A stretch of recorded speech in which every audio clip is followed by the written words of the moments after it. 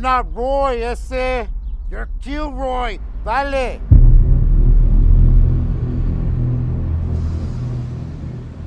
See why I want you in my cell? I heard you pull the shank out of your chest and then knock Sleepy out. Kilroy, you gotta read this book. It's got wars, fights, everything you can imagine. You can't serve two masters, can I?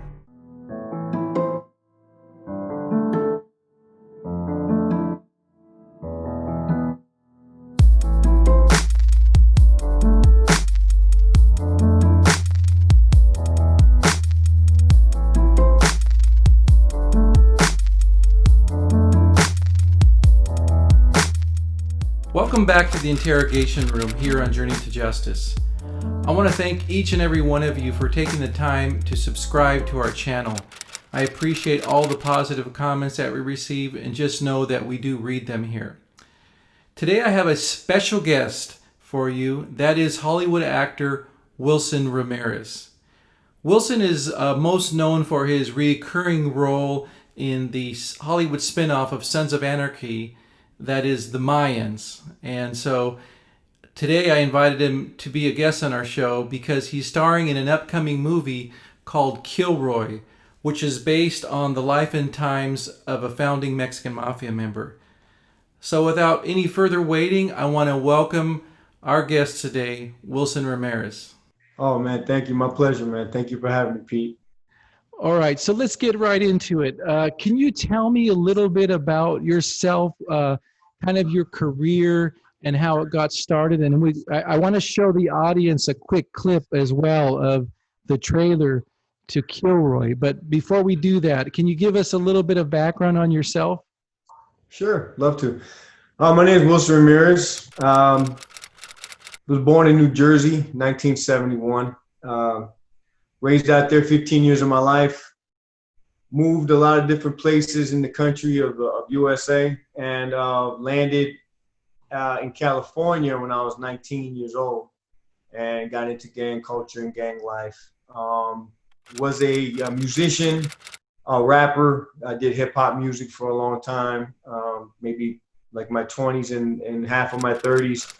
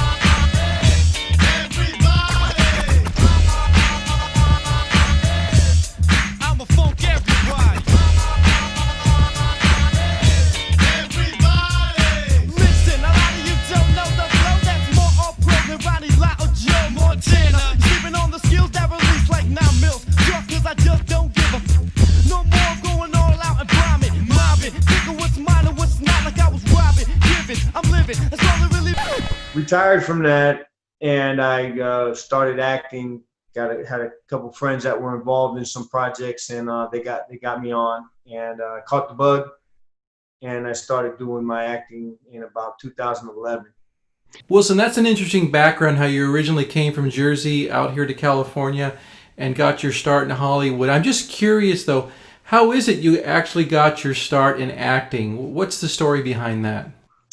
Well, a the main thing was I just wanted to do something different. Was in recovery. I was a long-time drug user, and I stopped music because it just was affecting me. It wasn't negatively. It wasn't working positively. It was just going downhill. After about a year, I had the itch. I'm an artist, and I wanted to do something. I didn't know what to do. I got in touch with Emilio Rivera, a couple of people, but mainly him. And I messaged him, and I just asked him, a couple questions, and I don't remember exactly, but then I asked him, "How do you get into acting? What should I do?" And, he was real cordial and just told me, go someplace where there's no Latinos in California, which, that's kind of hard. But he had gone to Glendale Community College, I believe, when he was younger. So there wasn't a lot of Latinos there, and there wasn't a big Latino acting base, I guess, So he stood out. So he was basically telling me to stand out. But I didn't want to do that. I was like, I don't want to go to college. I don't. So at the same time, I talked to some friends that were in the car club, and they were doing Sons of Anarchy, season 4. And so I asked them if I could be involved, and they said, "Yeah, come on down, man." So I got involved and spent like 15 hours that one day, doing background. And I made like triple time money. Like, it was just crazy money. I mean, What do they have you doing? I was being as part of the Galindo cartel. So I was just, in the back. We were about to go in and kind of like mess up the party for the one black gang and the other gang, and we were kind of backing up the Sons of Anarchy. So Okay, we was coming in. so that was your first break into Hollywood, so to speak. Yeah, my first break. So so to speak, and then I got to meet a lot of people. Fabian Alomar, I got to meet Jax. I got to meet just a lot of different people that I saw on TV, and I was like, oh wow, that's pretty cool. So then I caught the bug, and I said, well, if I want to be an actor, I don't want to be a background actor. I know what it means to be an actor. So I said, let me go find some school. And I was living in Inland Empire at the time in Ontario, California, and I found a small acting class, started there, but then I made my way to LA within less than about a few years, not less than a year, 2 years, and got into Anthony Gilardi Acting Studio and started, really harnessing the craft there and really stepping it up and started doing some things. Well, I've got to tell you, Wilson, in the little bit that I've seen of the Kilroy movie, your acting is just amazing. And, I got a chance to speak to the producers, and it was just phenomenal. I tell you, they really did a great job in casting you. Thanks, man. I'm excited. I haven't seen it yet. I've only seen like a little bits and pieces of maybe what you've seen in the trailer. And I'm just like, man, I hope I knocked it out the park. You have that, you have that little pride, like, man, I did it, but at the same time, you're like, I hope it's all pieced together good. So, I haven't even seen it like the rest of the people out there. So I can't wait to actually sit down and watch it with my family and get to see to me, it's like history, you know what I'm saying? It's a Chicano movie, and it's going to be great. I can't wait. So, Wilson, set the scene for us, if you will, here. For those people that might be watching that aren't familiar with Kilroy or anything about his life, you obviously play Kilroy in this movie. Can you kind of set the scene and tell us a little bit about the movie? Yes, I do. It was my first lead role, actually, so I was very, very excited. Not many people who get typecasted get a chance to expose or express themselves further than what they're asked to do. So I had such a chance to show what I can do, and I took it. And Ernest Kilroy Roybal is a Mexican American who was born in Boyle Heights in the 30s, and he bounced around juvenile hall and California Youth Authority, while in a gang called White Fence, and basically, he graduated, so to speak, and did about 4 years, mainly in San Quentin and Folsom. He started in DBI, I think, and then he transferred to San Quentin. Then he was once the guys from DBI began the organization, the Mexican Mafia. They all went to San Quentin and they met up with Kilroy because that's what he was headed and that's what he was. And so he picked up from there. And the story is, he just was he was a shot caller for a long time, one of the shot callers amongst the other men. And he left the wreckage. He had a lot of wreckage of bad things. And but luckily, he's got saved. He got saved after so many years of putting people to the test and hurting people and violence. And he changed. He changed and became a man of God. And he flipped it. He flipped it. Was able to leave the organization.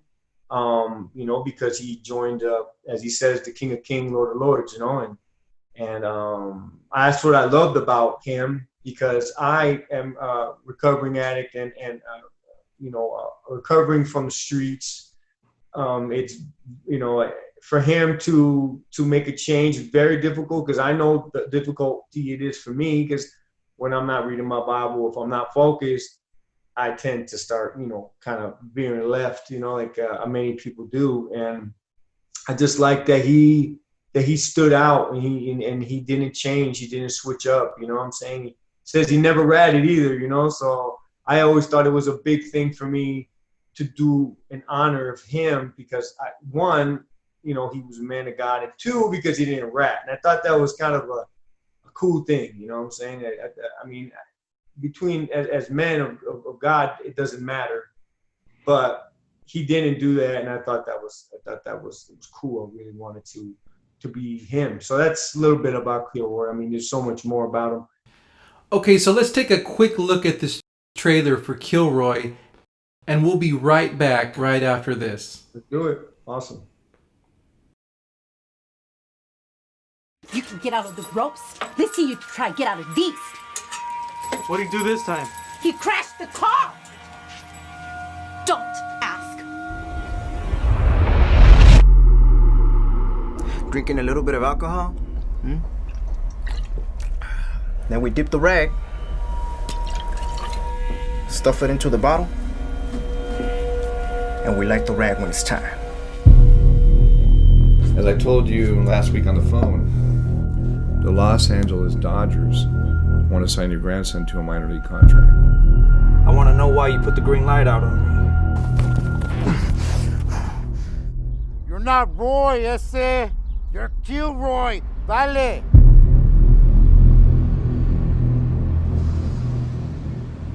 See why I want you in my cell? I heard you pull the shank out of your chest and then knock Sleepy out. Kilroy, you gotta read this book. It's got wars, fights, everything you can imagine.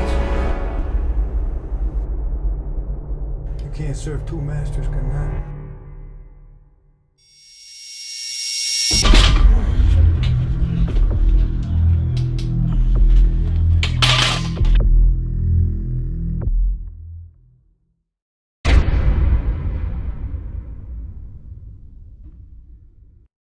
Just an incredible movie, incredible trailer. I tell you, I just don't know what to say, Wilson. I want to thank you so much for being our guest today. You did an outstanding job in this movie. And I'm just proud and honored that you agreed to be on the show today. Of course. We were talking about Kilroy and his story. And obviously, there's a lot of people on this channel that follow the whole mob, genre, and want to know more and more about these different people. And this is a redemption story, right? Is what you were talking about, basically? And Yes. that's what ultimately appealed to you. Am I right? It appealed to me, yeah. The redemption story wasn't about, like other movies where, it was more about talking and opening up the organization's history and stuff. It was talking about a man who went through some things and changed his life to get to be forgiven, to be able to walk and be with God. You know what I'm saying? I think that is a testament to somebody who can just say made amends to mistakes that he made, you know, big mistakes. You know, God says sin is sin, no matter what it is, you know, and for him to redeem himself and be okay and know that he has a place in heaven, you know. Right. Well, I can tell you in our audience that you really did the role justice. There's a part in the movie that I saw where, man, I was just riveted to my seat. I wanted to see more of it. You were just so dang convincing as being Kilroy that you did the job because you personified him. And although I've never met Kilroy in person, I felt like I did just by watching you on screen. And so, I mean, I think Kilroy is going to be proud of the movie that you helped make for him. I think he will be. We've talked some, you know, he's positive. He has a positive outlook about the story. He knows that that I wouldn't play with. I've told him I wouldn't play with his character, and I know I did it justice, and I just wanted to do it in honor of him and make him understand that I appreciate his life and what he did to change. Okay, well, without revealing too many secrets, obviously, because the movie's not quite out yet, I know there's some things going on. When can we anticipate it being released to the general public in a general time frame? Well, we had a release date actually a couple days from now, actually 3 days from now, the 27th. Unfortunately, well, not unfortunate. We got some good news. I can't share most of it. You know, okay. I don't want to put my foot in my mouth. But Paul and PJ, they let me know that some things are kind of groundbreaking. You know, for an independent film to be able to get acknowledged and have some interests is a big thing. You know, because you can't just, you know, you just don't have the money to kind of like, you know, do this and do that and make it, you know, a big event. So with that, there's a chance that, you know, things could move and we'd be able to help more lost souls, because that's the ultimate thing, you know, the story and what it represents. And I know, remember, are you telling me about the Eric Estrada and that movie? What was it called again? The Cross and the Switchblade. I was about to mention that. So for our audience, previous to this interview, I was speaking to Wilson, and I said the last time I had a feeling like this from watching a movie was as a youngster watching and growing up and watching The Cross and the Switchblade with Eric Estrada, who played Nicky Cruz, which is an incredible East Coast gang story. Nicky Cruz was a member of the Mau Mau gangs, and David Wilkerson was a pastor who kept reaching out to him, and it was played by Pat Boone, by the way. Excellent movie if you haven't seen The Cross and the Switchblade. But right. Getting back to Kilroy, when I watched you on screen and I watched what happened to you and your character, your person, Kilroy, I got that same feeling from my youth that, wow, what an incredible movie. And so, yes, you did a fantastic job, brother. And being impactful, making an impact. I mean, it sounds like the movie with Eric Estrada, The Cross and the Switchblade, was impactful in impacting a story, and that's what I believe Kilroy is 100%. And I know that it's going to help souls. So getting back to the fact that this could be on a higher plateau now is just amazing. And you know, God's working, and we just got to have just a little bit more patience. And I know that once everybody sees it, you know, I'm hoping for the same reaction, just like you did, you know? Absolutely. I wish you guys the best. Pete Bollinger, Paul Morales, the producers, you yourself, Wilson. I wish the whole cast much success. I'm really excited that I hope this gets a really wide release, especially now with COVID. I mean, here we are. I would have preferred to interview in person, but obviously COVID, got to kind of do the Zoom thing. But yeah, you know, it's crazy times we live in. It's exciting times. I mean, who would have thought that we'd be in these type of, I don't remember in the United States ever having to deal with things. I mean, street stuff and things like that, but just the whole thing where everything's locked down and it's intense, you know, it's like, I don't even know what to think. Yeah, definitely some adjustments. But The good thing in this whole pandemic is that streaming and services like that are doing really well. So, man, if you guys can catch a streaming deal or something and this gets a wide release, man, that would be just great for you guys and the movie. So I hope that for you. We talked a lot about, obviously, Kilroy and this incredible story. I want to give people a little bit of flavor. You brought some clips along, and we talked about some of the different things that you've done in Hollywood. I enjoyed watching them. A short movie. Can you tell us a little about the short movie that we're about to see, and we'll let the audience take a peek at it. Right. The movie, I believe the one you asked me about earlier, it's called Crossroads, and it's a movie that my friend Paul Tully wrote.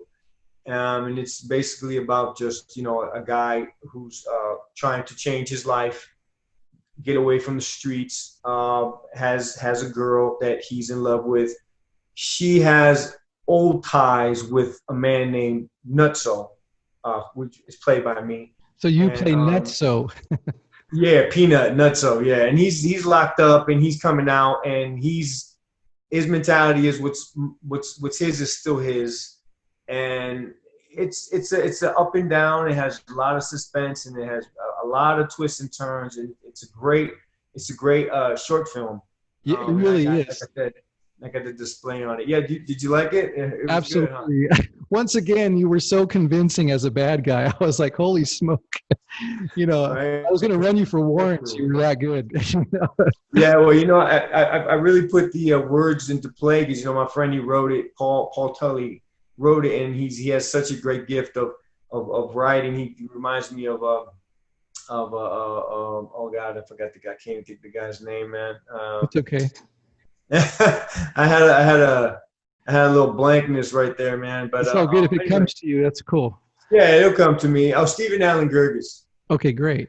He's written a lot of plays and stuff, like Short Eyes and stuff like that. And Paul Tully's a big fan of him, so it kind of you could see the street in him, the vibrance that he has, that he brings. Is very, very cool. So I was very happy to be a part of that. Matter of fact, we funded that, and we flew and we shot it in New York. So it was like a whole production. We was out there for a week, and it was very, very cool. Because we were going to do it in California. We said, no, we got to do it in New York. We flew out to New York. Let's take a quick look at the clip of the movie Crossroads. Just an incredible job that you did. Excellent. Thank you. All my money.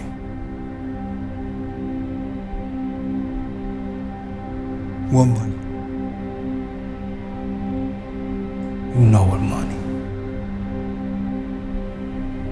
There comes a time in a man's life where they gotta make the right decision. When they get to them crossroads. I feel you at that crossroads right now. And you can bounce. Start a whole new life. Clean conscience. Some nigga like me gave up a long time ago. Or you can go the other way. I ain't scared of you, Nutso. I know you ain't no punk Ron. But I'm about that life. And I'll body you like I did these two bitches. Okay, welcome back to the Interrogation Room. I'm here with Hollywood actor Wilson Ramirez. Wilson, for those of you that are just joining us, is an incredible actor. And we just saw another short clip of a movie he worked on called Crossroads that he shot in New York. Just an incredible job. I mean, you were a very convincing nutso, I can tell you that. Yeah, I had to bridge the gap. My coach always told us to bridge the gap with the character that you involve yourself in. And there's a lot of him in me that I choose to, kind of leave only for certain things, and that's for film. Yes, I'll tell you what, I was able to tell producer Pete Bollinger and also Paul Morales that they did a great job casting you in this role. I mean, as far as Kilroy as well. And I look at your other work now and I'm like, no wonder they picked you. You're the perfect man for this role. I kid you not. And so having said that, I wanted to ask you a little bit, because I know you mentioned earlier to our audience that you got a chance to start working as a background actor in Hollywood with Sons of Anarchy, right? Right. But ultimately you graduated into the spinoff, which was the Mayans, right? Can you tell our audience a little bit about that? Just a lot of hard work and working on a lot of different projects and being blessed to be involved. I had friends like Richard Cabral, Clayton Cardenas that was in my acting class, the alumni of the class, Coco and Angel, two of the main characters of Mayans. I know that Sons of Anarchy fans were very intrigued with the Mayan bike club. So sorry, motorcycle club. Right. And Emilio was, very, very likable, very, very well loved, and they wanted to see a Mayans TV series, and I know Kurt Sutter put it into effect, and Emilio was the backbone of that as well. And next thing you know, the Mayans popped up, and I went to the first audition. I didn't get selected, and they basically put together the core of the Mayans. And so as the season went on, I got called in again for another audition, and I booked guest star recurring. So that in itself was very exciting. And I work alongside my friends, and it's a part of history. It's one of those classic TV shows that hopefully doesn't get ruined by COVID, but is one of those things where it's a very large Latino cast, very young, a lot of good names that are coming up in like Prado. I forgot his first name. I'm terrible with names.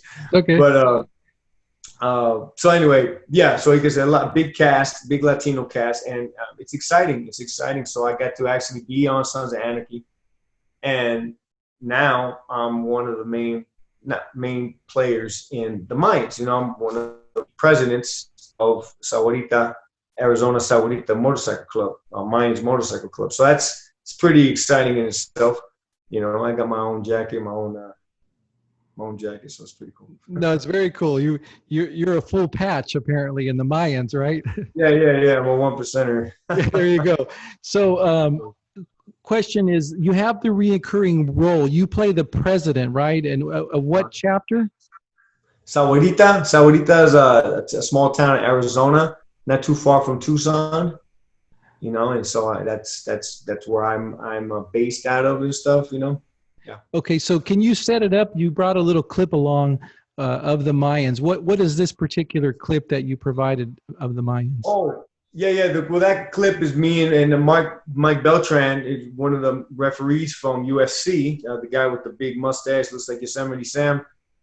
Me and him. He's from I think it's Yuma, Tucson, Arizona chapter, and so we go up to have a meeting with the Mayans and about some bad heroin that came through the pipeline, and they want to know which one of us cut it and made a bad decision. So that's that clip right there. Okay, very cool. Let's take a quick look at that. All right. Welcome back to the Interrogation Room. You just take a look at the episode involving Hollywood actor Wilson Ramirez, who is my special guest today. And we just saw a quick clip of the Mayans. So, man, it's just an honor to have you on the show. I love showing off your talent because, it's just great. And originally, we obviously brought you on here to talk about your upcoming movie, which I know you're excited about, Kilroy. I know a lot of the audience is anticipating watching this. And I think, I don't know, brother, I know you've been on, obviously the Mayans and stuff, but I'm thinking that this Kilroy thing just might put you over the top there, brother, because like you said, this is a lead role, right?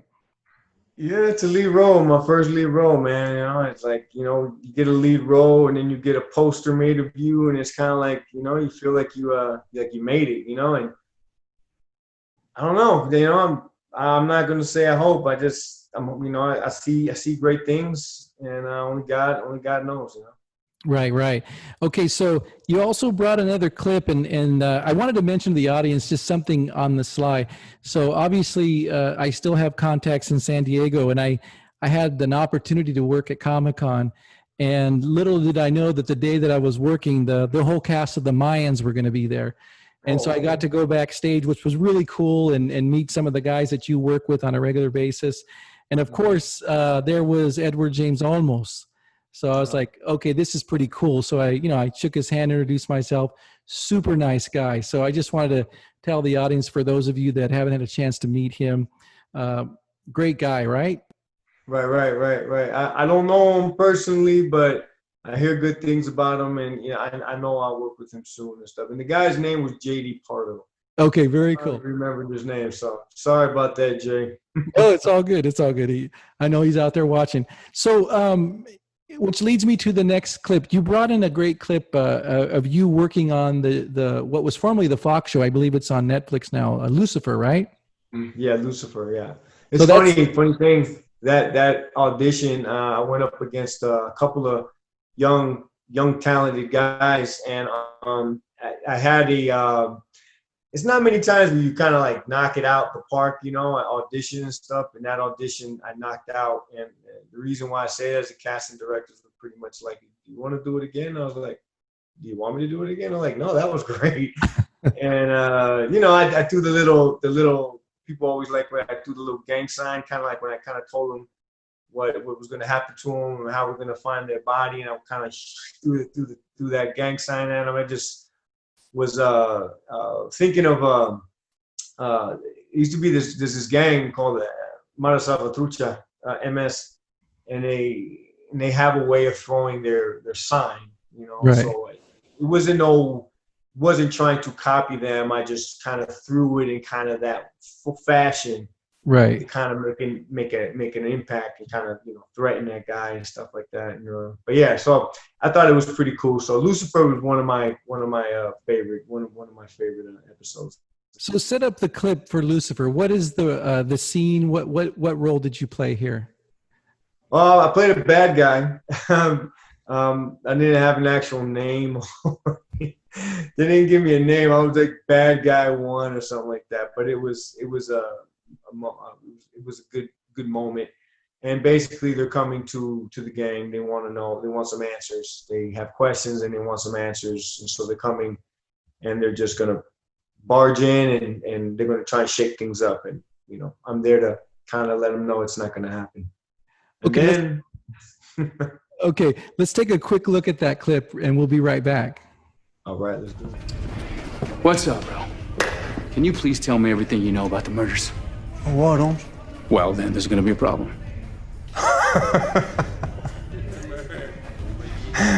You a crazy pig, Holmes. Respeto. But the only problem we got is figuring out what we're gonna do with your body. Mátalo! Okay, welcome back to the Interrogation Room. I'm here with actor Wilson Ramirez. Just an excellent job. You just saw a clip of Lucifer, and it's funny to say, but that's another show that's kind of near and dear to me. I had a short opportunity to work at Warner Brothers, and walking on the Lucifer set and meeting Lucifer himself. Now I can always tell people that I met the devil, And right. You and I were talking. That's the only time you meet him. There you go. Yeah, hopefully that's the only time I'll ever meet him. But super nice guy. Couldn't say enough about the cast. They're very nice people. And Yes. so, man, these opportunities that you have is just a blessing. That you've gotten these doors that open up to you. And LL Cool J. Obviously, you've worked with him. You've worked on NCIS. Can you set up this next clip and tell us what we're about to see? Well, I'm a bad guy again, and basically I got to work with Goldberg and one of my favorite wrestlers, and LL Cool J, who's one of my favorite, if not the most favorite rapper as a young guy, as a youth. I grew up on LL Cool J. I'm Bad and all his songs and stuff like that. And so the clip goes, I'm a bad guy again, and I'm going to kidnap and take out his wife. I'm going into the guy's house and going to take his wife and do some bad things to her. And LL and Goldberg come to save the day, and they shoot me. I do a great job dying. Okay, let's take a quick look at this clip of NCIS and Wilson Ramirez. Awesome. Look at you, big man. You brought some friends, Wallace. Drop your weapon and release the woman, Ignacio. Why would you think you're in a position to give me orders, huh?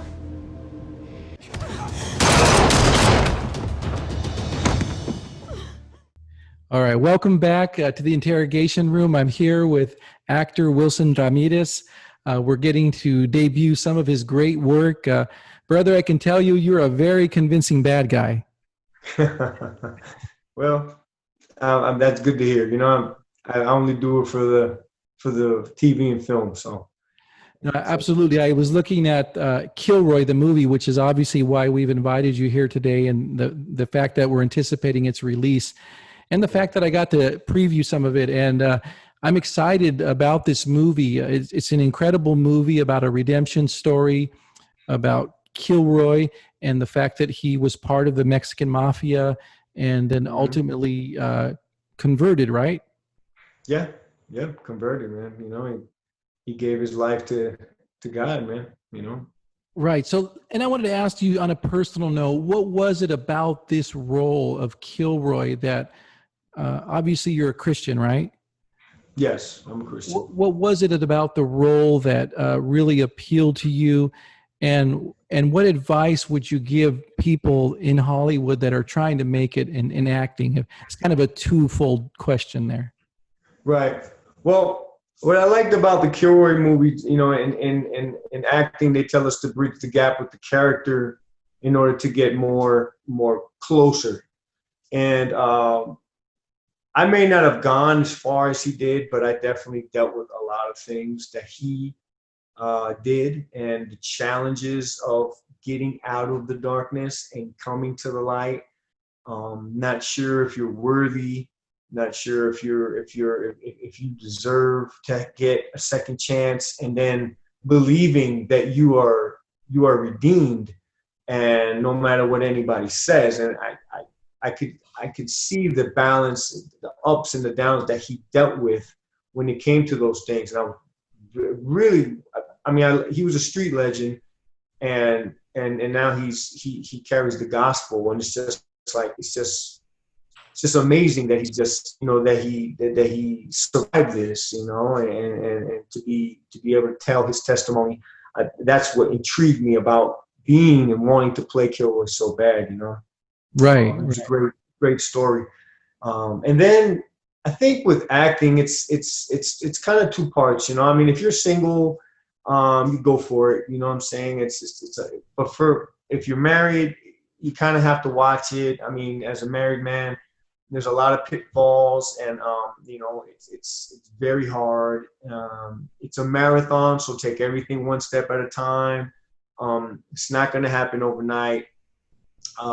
Very few have something like that happen to them.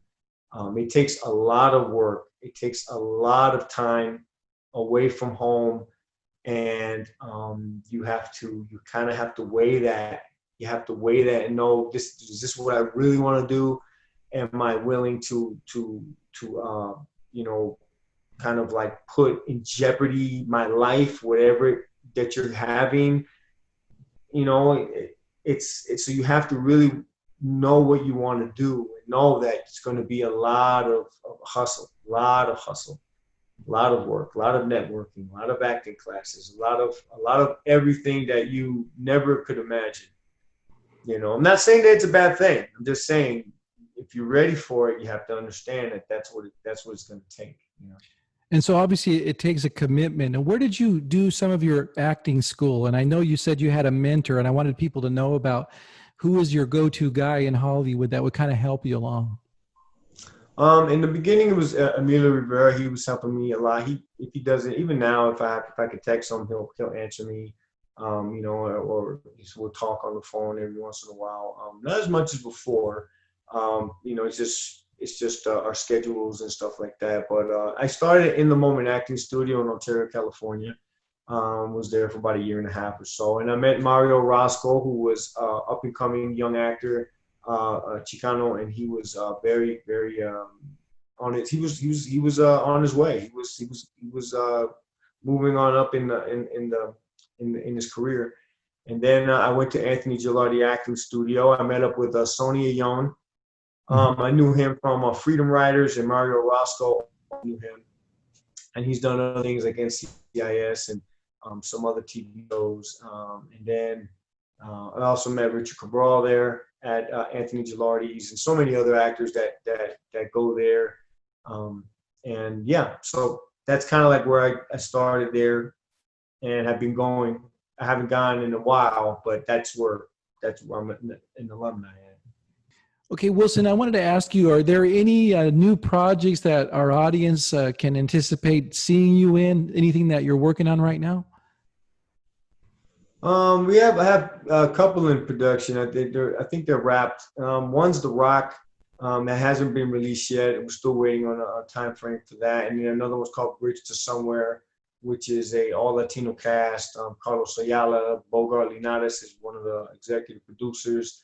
Bobby Soto, who was on Tax Collector, shines in this movie. Manny Jimenez Jr., Cesar Garcia, myself, Anthony Fernandez, a lot of Latino actors that have been thriving in Hollywood as of late. They've been doing it for a while, I should say, but they're really standing out in this movie. And I think there's one more. I don't remember though, but those are the main ones. Okay, so Wilson, something that I learned about you that was just like a wow factor for me is the fact that, you know, you've come a long way, obviously, from your start and to where you're at now. And obviously, when the audience sees you in Kilroy, they're going to be like I was, just like, wow, this guy is so believable. But I found out something about you that was interesting to me, because I don't think there's a lot of people like you. You took some of the young actors that may have been less experienced than yourself aside, because I heard that you would show up to set on time, you're ready for business, and all your lines were memorized. And you took the time to take maybe an actor that maybe wasn't quite as prepared and take them off set and coach them. I mean, to me, that's just a testament to the type of person you are. Right. I mean, it's you kind of have to kind of like give back, you know. It's each one teach one.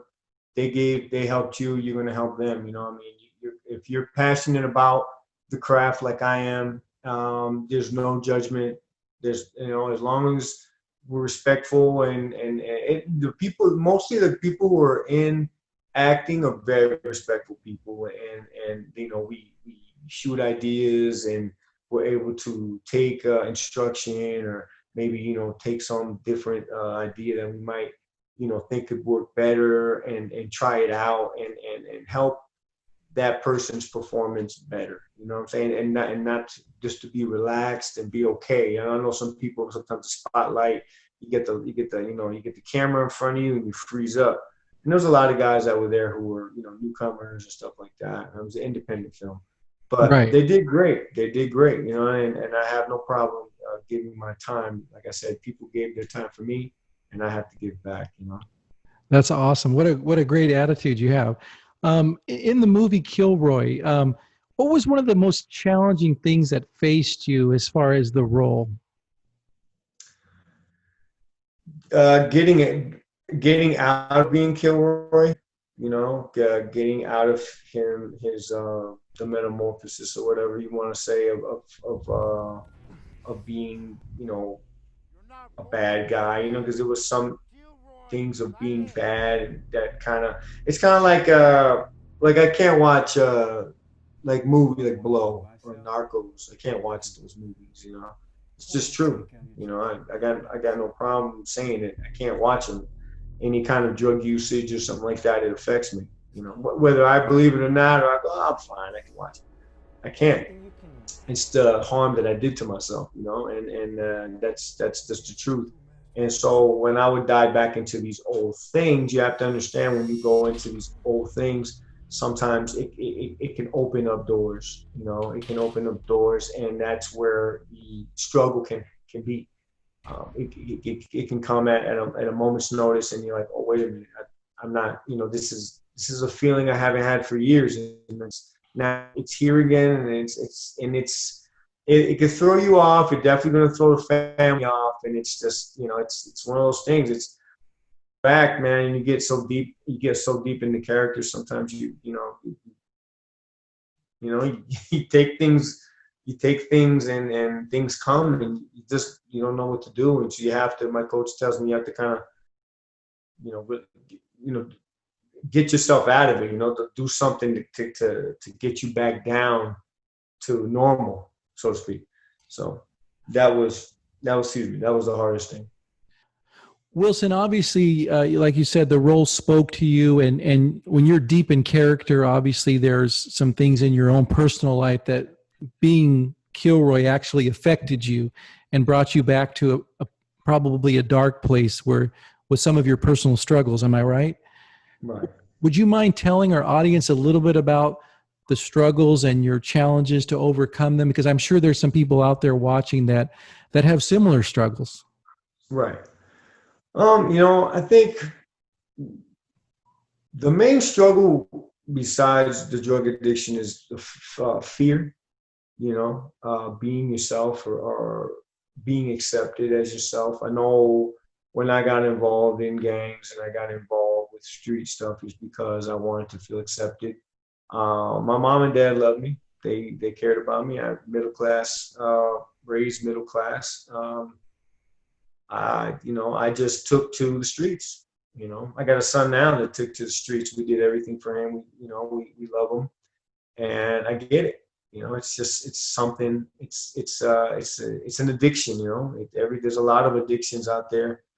That happened to be one of them, and with that came drugs, and it affected me.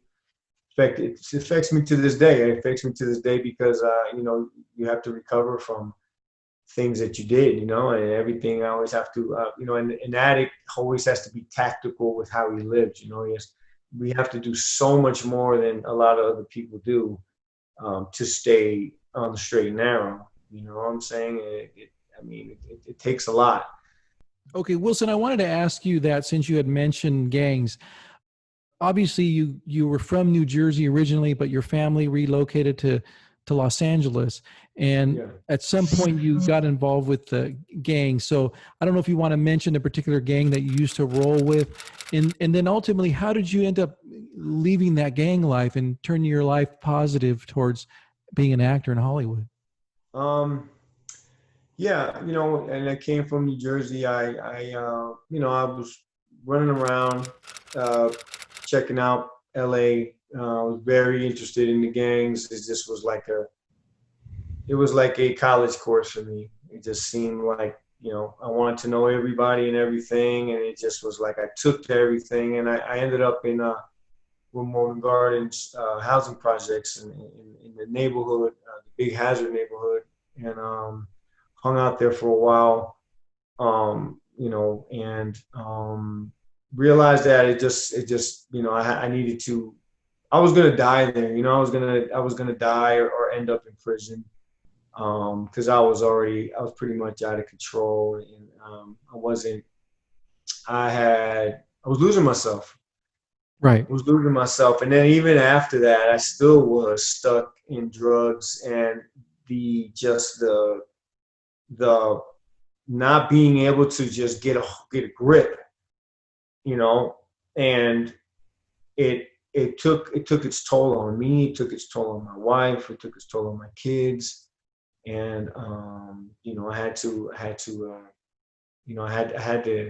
still need to work on myself. You know what I'm saying? It's an everyday struggle. Right. So many things happen: anger, embarrassment, frustration, everything can set me off. And you just really have to just, understand that you're different and you have to take care of yourself in a different way. Sometimes I understand it. Sometimes I don't, but it's just what you do to yourself. You know what I'm saying? And I think, like I said, knowing who you are and being okay. I tell my kids it's okay who you are. You don't be anybody you're not. Don't be anybody that you think you need to be, because you're just going to end up in a bad place. And that's what happened to me. So I preach to them in love. I don't try to preach to them, but I tell them in love that it's important to be okay with who you are. You know, if you're a nerd or you're a person that just isn't, you know, that type of way in the street, it's okay. You know, you don't have to speak with a slang if you don't know how to speak with a slang. Like so many people, you just be you. And I think what took kind of me out, you know, even as a young kid when I was living in New Jersey, I felt like I needed to be part of something. I don't know, man. It was something going on. So it was something. Love was not given to me for some reason. You know, my mom and dad showed me love, but it wasn't. I don't know. It just wasn't. It was something I was missing. I don't know, man. It was. What part of Jersey were you from? I lived in Dover, New Jersey. Okay. Dover Tiger country. So I actually went to 3 high schools. So but I'm always gonna be, you know, black and orange, you know, orange and black. It's always gonna be my thing, you know. So are you from Mexican American heritage or Puerto Rican? My father, no idea. You're obviously a Latino, right? Right, I'm Latino. My father's from Uruguay. Okay. I don't remember the town. I think it's Montevideo. I don't remember. And we never went there, you know. And my mom's from, she was born in León, Guanajuato, and she was raised in DF. What district, I don't know, because I know that there's so many districts in District Federal. I don't know. But yeah, so I am Uruguayan. I'm actually Uruguayan. Okay. You know, my dad, but Uruguayan, Mexican American. Yeah. Do you speak Spanish? Sí, poquito. It depends on the person. If I'm comfortable with you, I could speak great. And if not, you know, if you're gonna critique me, I'm gonna be stuttering on those. No, question is, do you speak East Coast Spanish or West Coast Spanish now? Nah, I think it's a very general, you know, it's just a very general Spanish, yeah. Yeah, sometimes it could be a little street, you know, at LA street, that's why, you know, I picked up most of it. I mean, my mom and dad spoke Spanish at the house, but mostly, you know, when you get to LA, you speak more of Spanglish, you know, you're speaking, you know, the Spanish American type of way, the Cholo style, you know.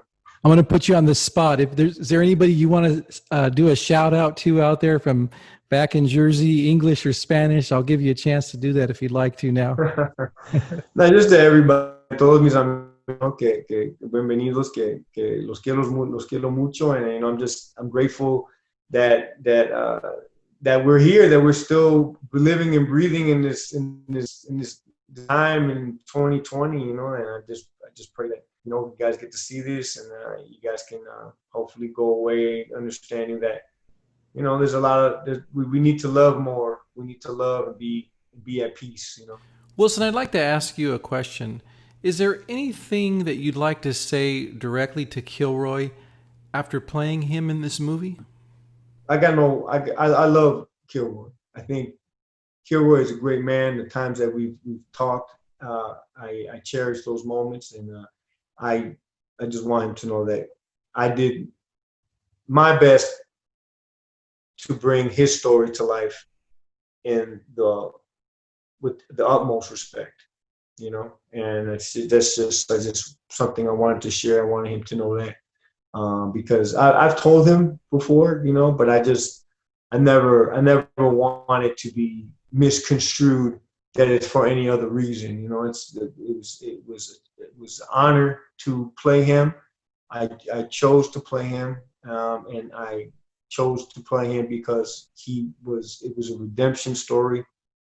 He is a man of God, and you know, he honors that, and that's what I love most about him in his walk. Wilson, I want to thank you for joining us here in the Interrogation Room. It's been an honor to interview you, and I wish you nothing but more success in Hollywood. Likewise, Preet. Likewise, man. I hope I said, you know, great things. I said I wasn't going to say, oh, great things are going to happen. God's going to move. Thank you, Pete, for your time, and appreciate everything. I want to thank each and every one of you for joining us today in the Interrogation Room. And I also want to thank you for taking the time to send in your positive comments and for all the likes and shares. If you haven't taken a moment to subscribe down below, I'd ask you to do that and to continue supporting the content that we're putting out here on the Journey to Justice channel. And until our very next episode, I'll see you again in the Interrogation Room.